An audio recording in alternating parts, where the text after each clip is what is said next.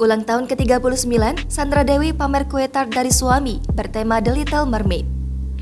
Kemarin, Selasa 9 Agustus 2022 menjadi hari yang spesial bagi artis Sandra Dewi. Sandra Dewi baru saja merayakan ulang tahunnya yang ke-39 tahun.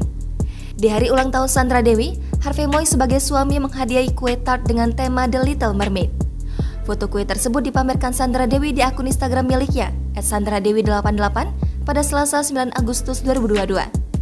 Terlihat dalam foto, kue ulang tahun itu Sandra Dewi digambarkan sebagai Ariel, karakter fiksi di film The Little Mermaid. Tak lupa, Sandra Dewi pun mengucapkan terima kasih atas kue ulang tahun yang diberikan sang suami. Selain Ariel, kue tersebut juga berbentuk dua anak laki-laki untuk menggambarkan dua putranya, Rafa dan Mika. Bahkan, kue ulang tahun itu dibuat oleh orang yang sama dari sejak zaman Sandra dan Harvey berpacaran.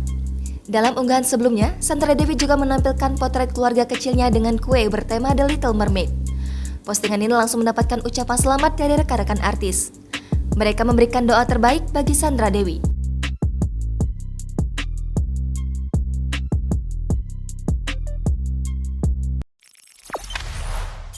Jangan lupa subscribe, share, komen, dan like ya!